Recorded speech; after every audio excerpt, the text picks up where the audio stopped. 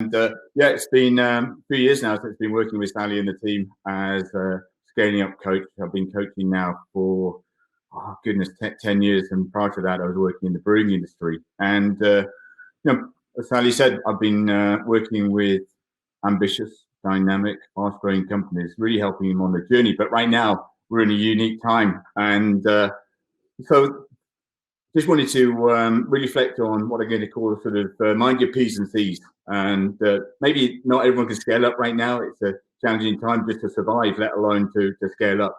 So let's talk about scaling forward and how that looks. So first thing I want to talk about is, and it's pretty topical given it's the whole title for the summit is Pivot 2020, are 5 P's for reigniting your business right now. And they are pivot, people, processes, pricing, and probably most importantly, positive thinking. So right now, probably a lot of you have scratched your head thinking, how on earth do we continue to grow our business right now? It's a hell of a marketplace we're in. There's maybe not so much certainty that we had even a few months ago, but everybody has a plan until they get punched in the face. Everybody has a plan until they get punched in the face. And Mike Tyson put it best in terms of that particular quote. And right now, we probably had just 3-4 months ago planned for 2020 that hopefully for most of us moving forward, growing our businesses, taking accountability for a lot of the amazing talks we've heard over the last 2 days, improving their marketing, growing their people. And then suddenly March came along and all of that went out of the door. So one of the areas of reference you may want to have a look at this great book by Eric Ries. And it was Eric actually who termed the point pivot in his book, The Lean Startup. And just right now, whenever we have this sort of punch in the face, we can do one of two things. We can lie down, choose to do nothing, ignore it, maybe get into denial. Or you know what? We can actually say, we're going to stand up, we're going to fight, we're going to do whatever it takes to change the business model, change whatever we need to do to be on the front foot again. And right now, for many of you, over the last couple of days, some of the ideas you've been hearing about, hopefully, will have you think back, actually, what if we could go in that direction? What if we could look at this? What if we could do that? And it was amazing just yesterday, just thinking it was Tom, wow, what was energy Tom brought to his session. But, you've got Tom, somebody who's a letting agent, I think it was in Portsmouth, but actually now sort of pivoting to helping people in terms of ClickFunnels and finding new skill sets. So I think that's so important. As Wayne Gretzky said, it's when you're playing ice hockey, one of the things that make him stand out and be one of the greatest ice hockey players of all time is skate to where the puck is going and not where it's been. Skate to where the puck is going. So where is your marketplace going? What are the trends? What are the dynamics that are taking place in your market right now? How do you anticipate that? How can you see trends right now that no one else is seeing so that you can anticipate that and you can get onto the front foot? So the first model we've been using really effectively over the last 2-3 months is what we call the SWOT model. So a lot of you will have heard of the SWOT model. You go and look at your strengths, looking at weaknesses, what opportunities are there, or what threats are there. But right now, we're also using the SWOT model. And the SWOT model allows you to appraise your strengths or your core competencies, also looking at where your blind spots are, your weaknesses. But most importantly, what trends are taking place in your market? What, even over the last 2 months, what trends have suddenly come into the market that you can actually capitalize on? So if I think about Sally's business for 1 second and think about Sally's core competence, well, one of her core competencies is speaking. And so it makes a lot of sense for Sally to double down on where she's good, where her core competence, spend more time speaking, putting on events like this, and look at the way that the knowledge economy is moving to. That's a trend that you can capitalize on. So you can all use this model, by the way. If any of you are interested in some of the tools, just put yes in the chat bar, and we will make sure that we'll find a way of getting them through. Actually, I think they're in the breakout area or the expo area, so you'll find them there. But this is a very practical way that you can do. Now, the second thing I'd like you to take away from today's session, amongst the tens of thousands of notes you're doing, but this is a real practical exercise you're doing. And speak to your customers and maybe to your team members right now and ask them these very, very straightforward questions. What can we start doing right now? What should we stop doing right now? And what should we keep doing?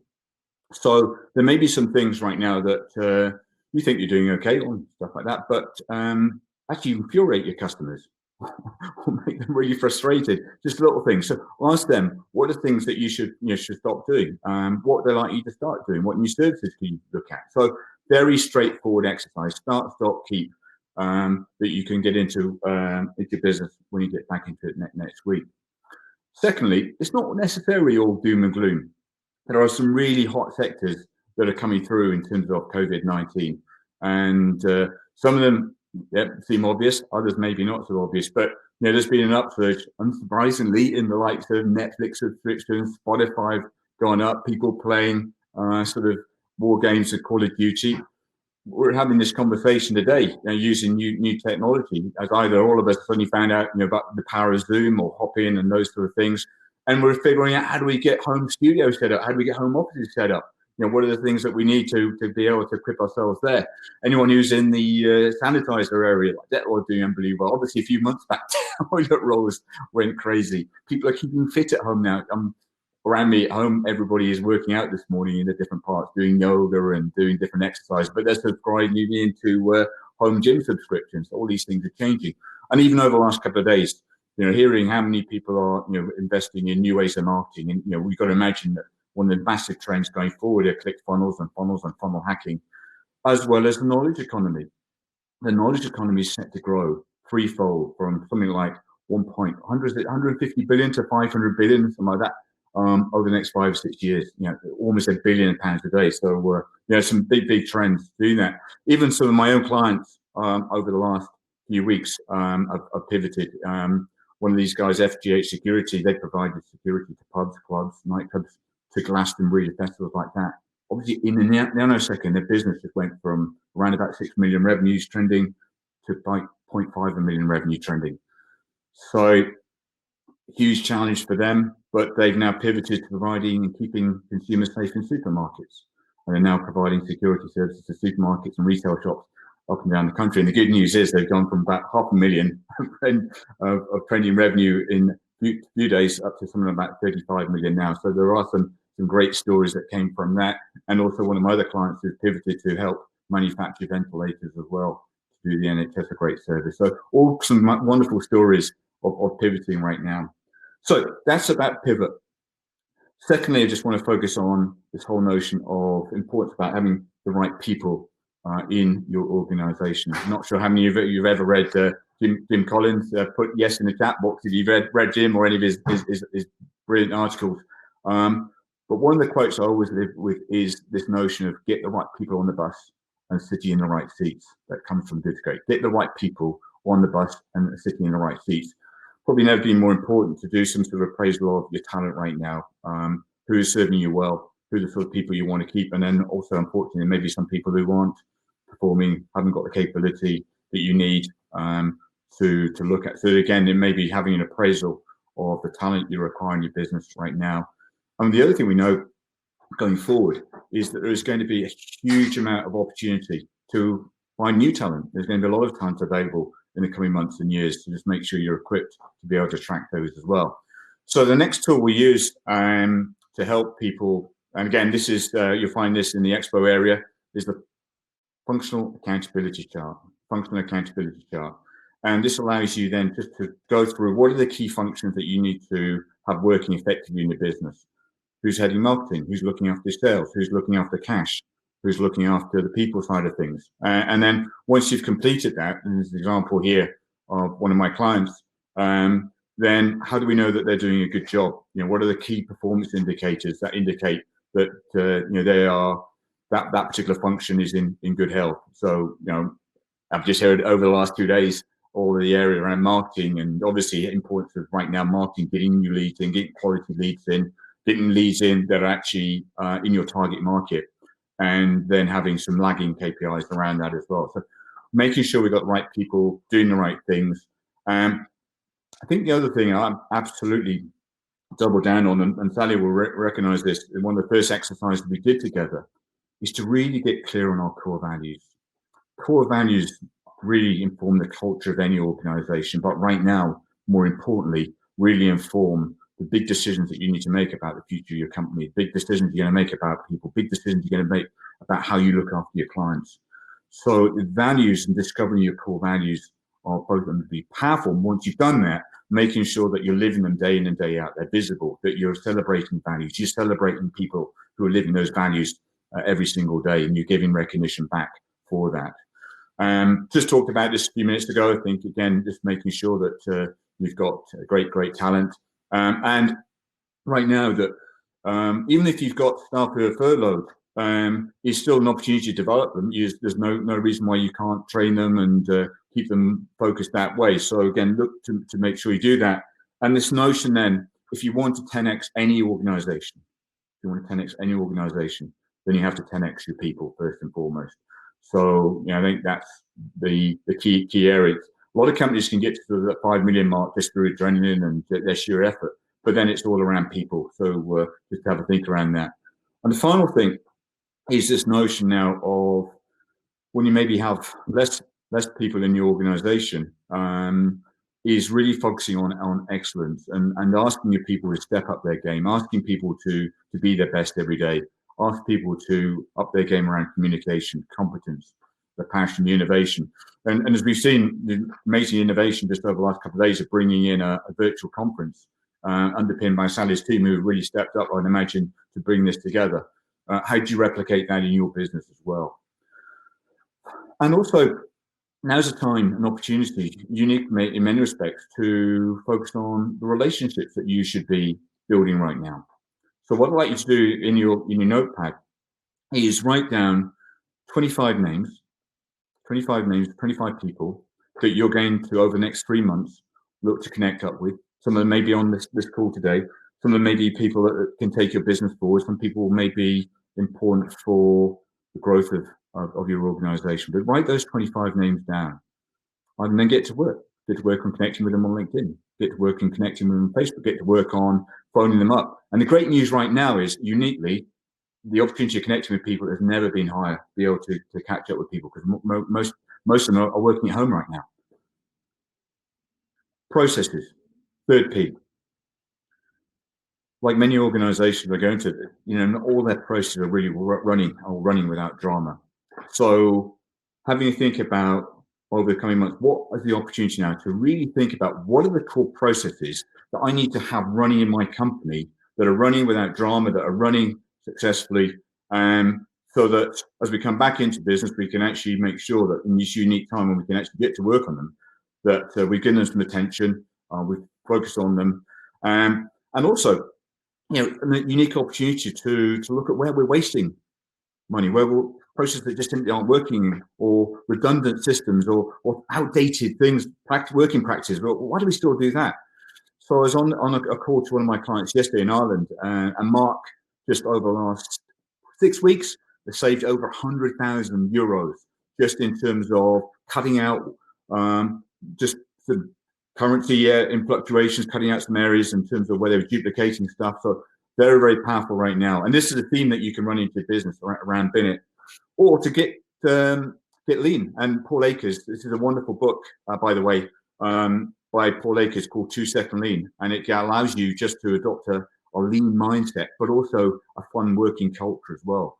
And you know what? It's your team who will fix and recognize where those inefficiencies are. They will be saying, why do we do it this way? Why are we wasting time and effort doing this? So again, very good time to look at process improvement into your business. And we use here what we call a process accountability chart. And again, another exercise you may want to do over the coming months is just have a brainstorm with the team, thinking right now, what are the core processes?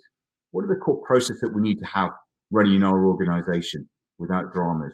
Now, it could be recruitment. It could be cash collection right now. It could be your marketing process. It could be your sales process. Brainstorm all those down, and then have one person that you're going to have holding accountable for making sure that process works. And next thing, 4P, around pricing. And I think if there's one strategy that most organizations never really have a good look at, it's pricing. It's this whole notion in terms of what is the optimal price right now? What is the price point that the market will take? So I think we've got a unique opportunity to do some research looking at pricing right now. What's the pricing like need to be as we come back out again? But I think, and if I'm hearing a lot of the speakers over the last couple of days, is this notion right now to be ever so careful that whatever we do is all about long-term value creation as opposed to taking any sort of short-term advantage. And yeah, probably a few weeks back, we did see a few people speculated in terms of how much you pay for toilet paper or for TCP or all those sort of things. But I think just make sure that you always have the mindset to create long-term value in whatever you do, and will stand you in good stead. And of course, entrepreneurs, all of you are on this particular summit for a reason, that you want to grow, that you want to improve yourself, you want to be better every single day. And that characteristic is all around having a positive mindset. And I think that those people who can have their health, hold their head high, seeing opportunities when everyone else has got their head in the sand, can see new ways of doing things, are going to be in a really, really good stead. So have this motion, this mindset right now. Are you playing not to lose, or are you playing to win? Are you playing not to lose, or actually are you playing to win? Winning in your particular marketplace, winning in your geography, winning in your sector, winning in your segment.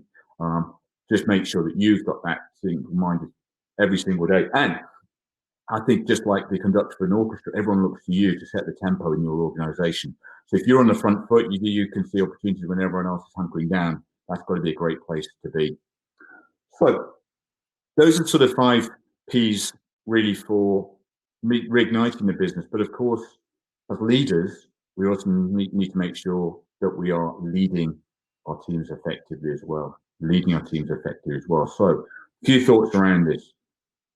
First up, communication. Then I want to talk about pretty much what you guys have been talking about for the last couple of days, this whole area of customer and community intimacy. Then a unique opportunity to clean up and catch up, cash, and then calm and considerate. So it doesn't need me to tell you right now, or anyone else for that matter, that communicate is so important right now. Your clients, your employees, your team members, they've got so many messages bombarding them right now. And we put out to really help figure out what is the most important thing. What is the thing that we need to really double down on right now? Is all around communication. So when you've got clarity of what your priorities are, just then consistently communicate what those priorities are so they become front of mind. And one of the ways that we do this is very much through a daily huddle. I'm sure a lot of you will run a daily huddle right now, but maybe some of you are running 2 daily huddles, one in the morning, one in the afternoon. But again, just making sure that at each of these, you're able just to make sure that you're catching up with the team. What's happening? What's the good news?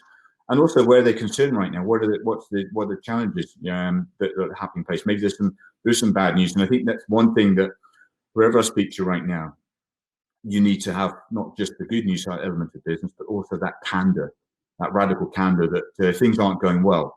To be honest and brutally honest with that, and being able to communicate that as well. So I think that's just that area. Just help people understand what is the daily priority. What are the things that are happening right now? What's their focus for that particular day? And more importantly than ever is just to make sure you're checking in with people. Where are they stuck? How can you help them move forward? So again, a very powerful way, just making sure you've got a daily huddle in place, or maybe 2, one in the morning, one in the afternoon, so that you're doing just that. And I think this notion, one of the great facets, one of the great changes of behavior I've seen about you guys over the last 2 months is this whole notion that we've changed our mindset really to one of, it's just about business, to one of really wanting to help others. And I mean, it's staggering what we've heard about today, what we've heard about from Suresh, and the amount of money, was it £7,000 raised so far? I think this notion of, we've changed a lot of our mindsets to, we are here to help. We help one another. When we make calls, it's not about selling things necessarily. It's how can I help you? Knowing that that's going to be a really good thing to do right now. So just reflect on that, around that sort of communication. Communicate with authenticity, absolutely. And again, it's amazing over the last couple of days how authentic everybody has been on these calls around that. So then obviously this notion, and I think probably a lot of you will have had that knee-jerk reaction. Oh my God, what the hell's going to happen now? What's the future look like? Doesn't need me to tell you that obviously this notion of cash is king is so important, that you're able to, wherever possible, conserve cash right now, that you're able to understand your cash position. I think there's Sally was talking yesterday about, in her 5 growth tips, there's this notion of really making sure you've got a very clear eye every single day. What is your cash position? What do you do to conserve cash? And to make sure, first up, probably 6-7 weeks ago, that the survival of the business was imperative. Make sure that you right-size the business. Make sure that you took out unneeded costs pretty quickly. Make sure that you understood everything, the position you're in. I know that the grants available and loans and stuff like that. Make sure you've done all of that. So I think we're kind of getting to that. Right, we've done that now. What is it that we need to make sure that from a cash perspective, we are sort of doing the right things? And again, we often use an exercise called this sort of cash conversion cycle, just to make sure that we are doing whatever we can do to preserve cash. Now, in the cash conversion cycle, there's a number of areas that we look at, but it's precisely right now, working capital is so important. We'll put it another way. You're either going to get money in from your suppliers, or they're going to hang on to it, because that's the way it is. So the better job you can do of getting the money in, from collecting your cash, making sure that it's in your bank account, the way that you are, if you've got stocks and stuff like that, really making sure that you manage that in an effective way. So all the different areas in terms of looking at different ways of making money, preserving money is so important. And as I said a few minutes ago, it's important just to go across all of the business with a challenging eye. I think in the good times, it's easy to become fat and happy, but it's in these challenging times that you have to really have that laser-like focus about where we got costs.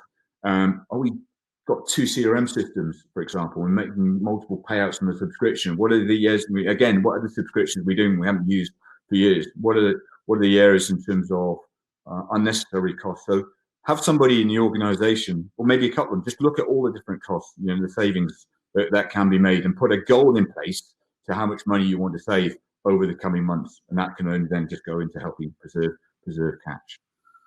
Then, as we just actually tell you what, it's been amazing this spring so far. I don't know about you, but thankfully the weather's been enough to I can't imagine for 1 minute what it'd been like the last 8 weeks. It's just been chucking down rain the whole time.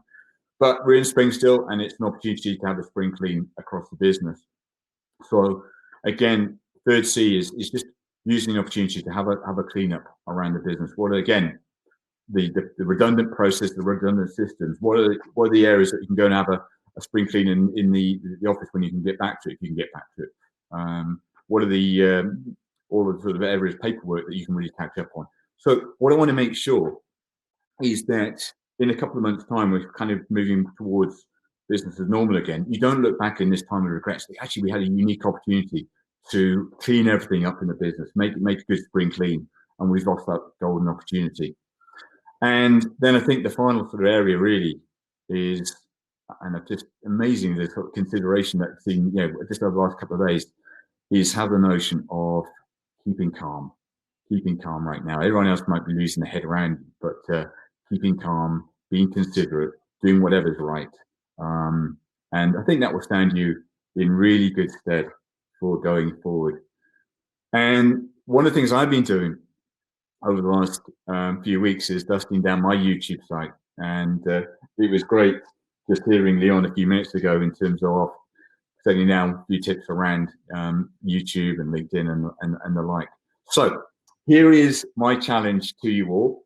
I think if I can get up to 100 subscribers pretty quickly, that's got a number of benefits with YouTube that you can actually personalize it, give it a personalized name. I think it's sticking today, it's at 24. So what I'm going to say is for every single subscription, we'll give a link out in a second, every single subscription to YouTube, so I'll donate £5. That's £5 to the Promised Dreams charity.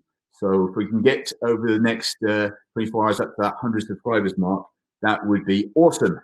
So that's it. I think I'll stop sharing this right now, so I can come back into the room. I'm not sure if Sally's going to join me again. Actually, you can see myself again now, and open up to any questions. Well done there, Neale. It's really, really weird when you're presenting to yourself and you can't see yourself, isn't it? It is. It's a bit like when you're on the big stage, it's totally dark in front of you and you can't see anybody. They're all gone and left me. No, when we first used this software a couple of weeks ago with our AirX members, the first day, that happened to me because I just couldn't figure out the slides. And I think it was the most jittery presentation I've ever given because I was just thinking, is anybody still there? It just felt just so wrong. It was just horrible. Guys, you probably remember it. I do apologize. Yeah, we have some weird moments together a lot. Thank you for that, Neale. That was amazing. That was absolutely awesome. I mean, guys, Neale comes and runs a day with me and my senior team once a month. So he comes in and goes through all this stuff with us and reads us the riot act about who's responsible for this and who's done that and why we're doing this and what's that. And he shares examples, and he works with some amazing, mega companies. So we're quite small compared to most of his clients. We're very honored to have Neale as our coach. So some phenomenal stuff. Please make sure you go and download those tools because they are very, very valuable. And are you happy to answer any questions, Neale, if anybody has any questions? Yeah. I just want to pick up on the point you made there right now. There's some accountability and the importance of having someone who keeps you at account right now. Certainly as a leader, it's difficult to be able to move forward, sometimes difficult to be able to change behaviors right now, and having someone in your corner who keeps you to account, who asks those tough questions, who asks, is this what you really mean to do, or figures out in terms of, I think an objective pair of eyes who can come in and see the people around you, and you might be blind spotted around that, but to say, is this person serving you well right now? Is this what you really mean by your business? Or is this what you should be doing in terms of as a leader right now, when actually you should be doing something else that adds a lot more value? So having somebody who holds you to account, who makes sure that when you next come back, have you done this, and put some pressure on you to do that, is such an important thing. I think we'll see in months to come that just become even more important, Sally. Definitely. I mean, I thrive on it because it gives me a to-do list, and we don't have anybody else that is the person that holds us accountable. We subscribe to a lot of coaching programs for our team, for our staff, and for marketing and all different things. But you are the one that comes every month, and gives us our to-do list. It's really powerful. It is really powerful, and it's always like, well, who's doing that then? Well, I'll do that, and you're doing this, and it's just like to try not to do everything yourself. But no, absolutely amazing. Thank you so much for that. People are subscribing. Could I ask you, actually, Aisha, to actually put a link in the chat box for the YouTube channel? It's called Scaling Up TV. Is that what I saw? Scaling Up TV. It is. You find that, and I think again, as I said, in the downturn, it's been an opportunity to do my own spring clean. And God, when did I last pay attention to my LinkedIn account? Oh God, it was ages ago. Why is my website so redundant? It looks like it's when you're flat out busy the whole time, you don't have an opportunity to do this. It's perfect to get onto these things right now and have someone else look at them and just say, this isn't as good as you think it is, Neale. And that's the problem. I mean, like I think Leon was just saying, so much as business owners, we're told you've got to do Facebook, you've got to do this, you've got to do that, you've got to do that. And it's just like, you need to be Medusa with all his arms, and you actually cannot do everything. And so there's always blind spots. And the amount of times, I mean, even in the last 3 days, I've been thinking, oh, no, look at my Instagram. Because you think, oh God, no. Because there's always a blind spot there, isn't there? So absolutely. This 3 days has been great for refocusing on things we should have been focusing on all along. Yeah. So YouTube is such an amazing repository of just amazing videos. So your guests today will be able to go on there and just see, if they want to go and look at sales, there's a whole raft of brilliant videos on sales. If they want to look at marketing, there's a whole raft of brilliant areas around marketing. If they want to look at some motivational videos, there's a whole raft of motivation. I've just brought them all together and make it easy as possible for people to access. And me to access as well. I look forward to that. Awesome. Yeah. Cool. Have we got any questions, Aisha? Yes. Nikki Hill has asked, can you recommend a book that is good for your staff to read? Depends where the staff are, but there's lots of books that I actually have my colleagues and clients read as well. Sally's probably got a few of these. There's a few certainly that I would recommend right now, that because they're easy to read, but they're also very much around people's productivity and doing the right thing. So one is Eat That Frog by Brian Tracy. Eat That Frog by Brian Tracy. It doesn't mean actually eat the frog, Aisha, by the way. Just to clarify. Because I was horrified for a second. No, just to clarify. Yeah, so that's certainly one book. Sally mentioned a book yesterday for those that are just looking to step up about the management skills, The 1 Minute Manager, or The 1 Minute Manager Meets the Monkey, again, by Ken Blanchard. A very easy to read book, but some really, really practical, hard-hitting thoughts around that right now. So those are a couple of easy books to get into. And then I'll put a link on as well a bit later on to the Better Book Club. So I was on the call to the CEO of the Better Book Club last night, and they've come up with an amazing product just to people want to gamify and encourage more of their team members to read, that they can go on there and, let's say Eat That Frog has got 10 points and someone reads it, then they will be able to gamify around that. It's a really neat concept. How do they get that? I'll put the link to the Better Book Club on bit later on, or you can have a Google it. That's really cool. That is where you can track what your staff have read and all that sort of thing. It's really, really good. You have a bit of a competition. You perhaps do some prizes around that, couldn't you? And some rewards to be part of their one-to-one, sessions when you're just check. We have a book club at the office, and everyone's expected to read a book of the month. They can read the book that we suggest, or they can read their own book as long as it is a growth of mental improvement or whatever. It doesn't have to necessarily be industry. And I tell you that the difference, I think, in fact, Aisha, I'm going to pick you out here. The difference in you since you started reading those books has been phenomenal. Because I requested nicely that I read the Monkey Meets the 1 Minute Manager. And she came in and she went, "Oh no, I actually get it now. I get why you keep making me do stuff and not actually doing stuff for me." When you're reading it, you're like, "Oh God, I'm awful. Poor Sally." Literally flicking through, thinking, "I've got to stop. I've got to stop now."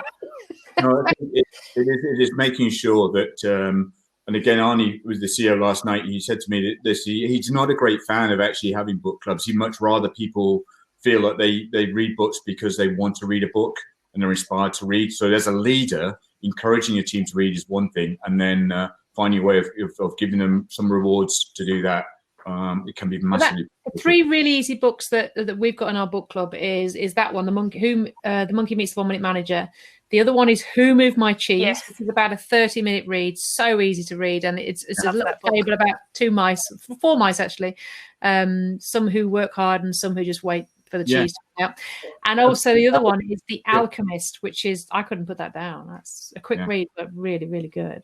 And what the book I referenced right at the beginning of the session by Eric Ries, is it the Agile? Was it Lean Startup? Did I say?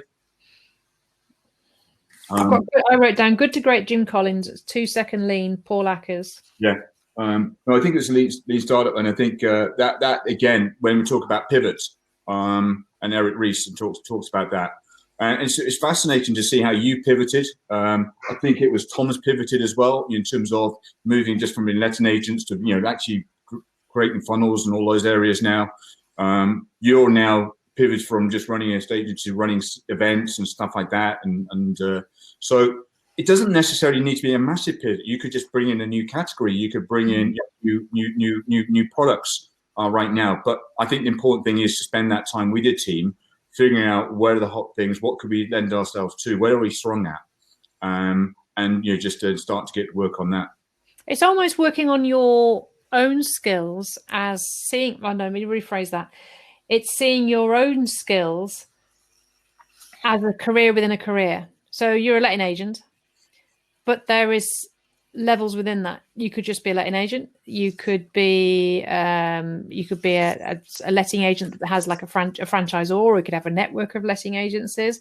You could then help other letting agents. You could then become a coach. You've actually got a career within a career, and it's looking at how you can actually become more. I mean, for me, I always wanted to be Isle of President, and that was so thing. I want to be Isle of President. And I made that decision in 1993. That's what I wanted to be. But there was no chance in 1993 I'd ever be Isle of President, because they're all Londoners and they're all awfully posh, and I was from Wolverhampton.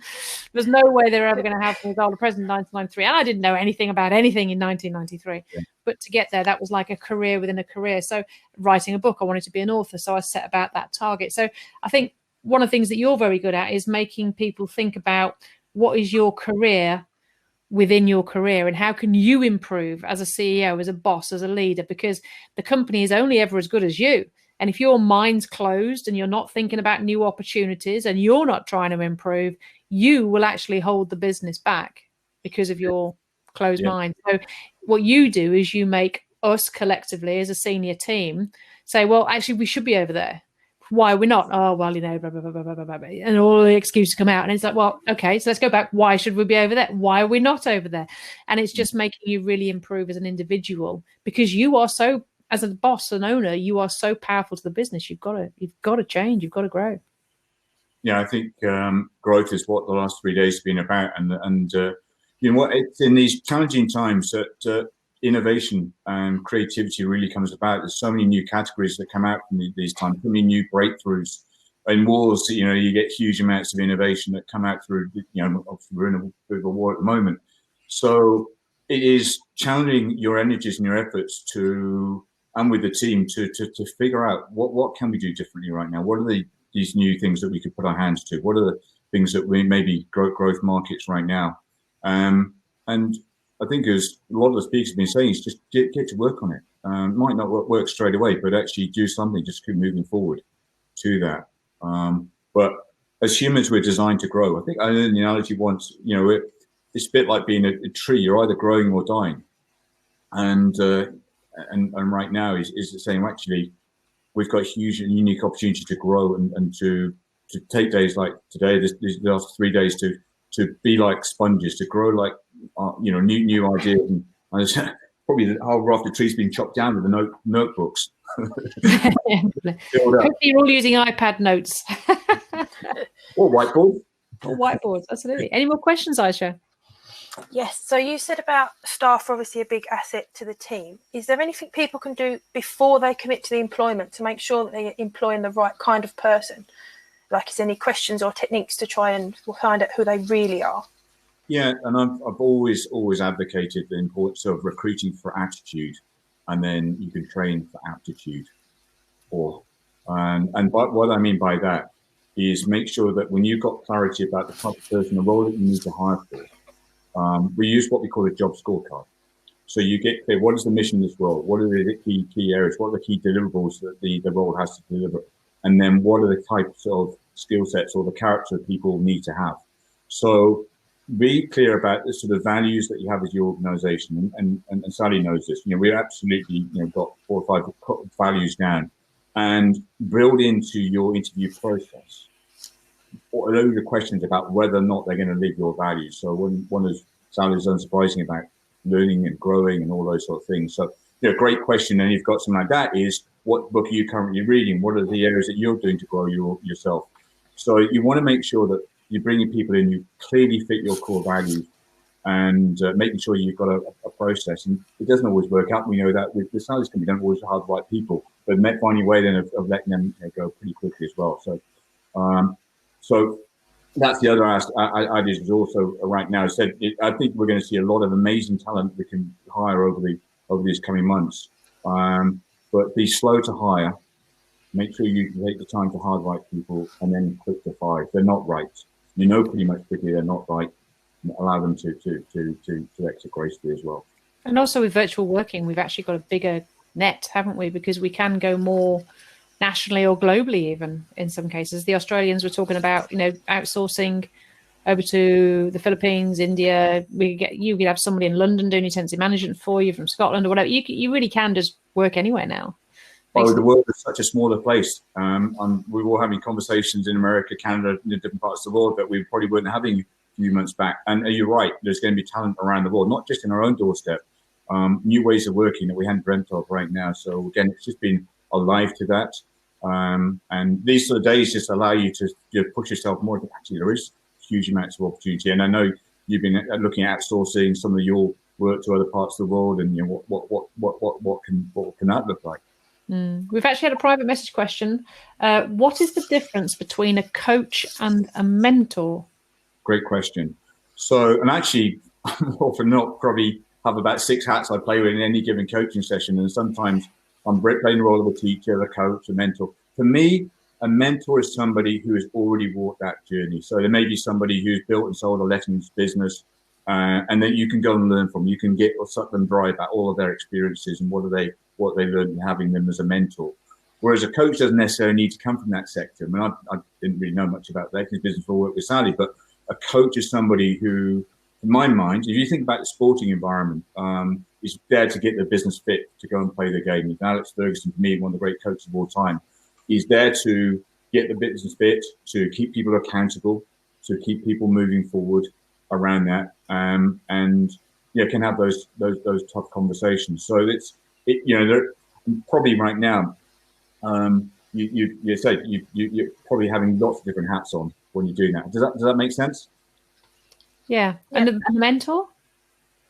But as I said, the mentor is the person who is already been there, run a similar sort of business, So mentor is the one that you look to emulate, to follow, to copy, to model yourself on, so to speak. Whereas the coach says, right, now what we've got to do is you're going to be making 100 phone calls. You're going to be dealing with that staff member. You're going to be working on the cash. This is how we're going to do it. So it's a bit like the difference between leader and manager then.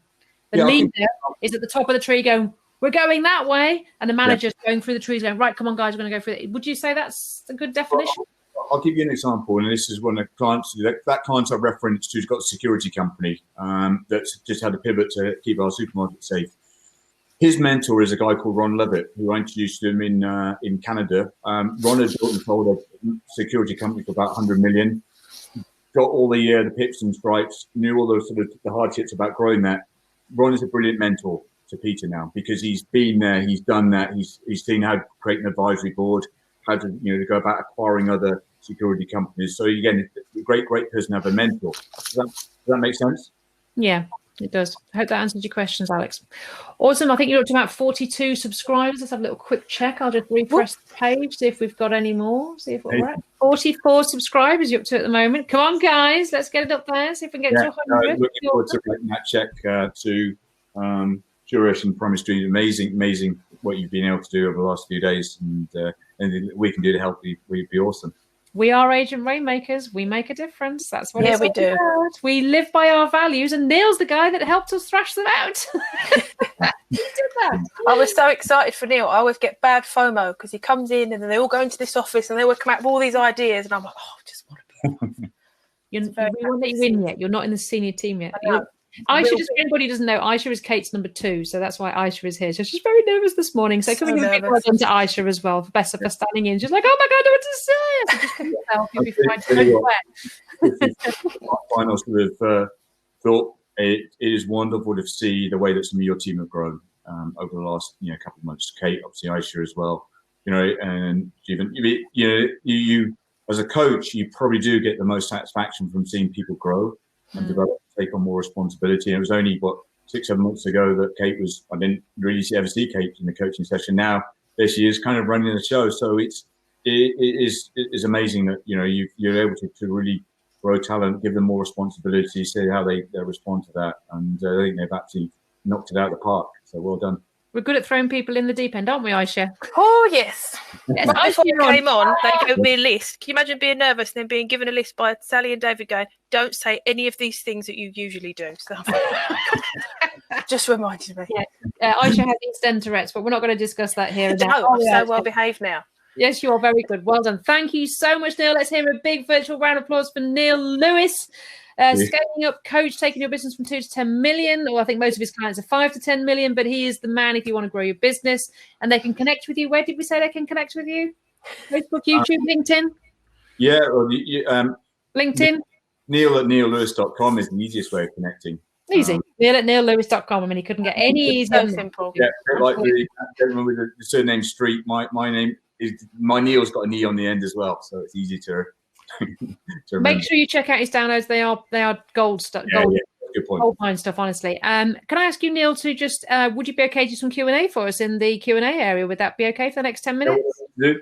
Yep. So what you need to do is click on the sessions on the tab on the left-hand side of your screen, and you'll see a big yellow one that says Q&A. If you hop over there, guys, if you have any questions for Neil, trust me, he is the Meister, and he deals with some amazing companies that have private jets and all sorts of stuff, the things we can only dream of. So he really is very knowledgeable when it comes to growing big businesses. So if you want to go and ask him any questions, he will be there for the next 10 minutes whilst we wait to bring the delightable Sue Gidney on at 12. So we're going to get Jeevan back on with some music. Neil's going to pop over to the Q&A area. Go and see him over there, and we'll see you back at midday. Thank you. Bye-bye. Bye, Neil. Bye.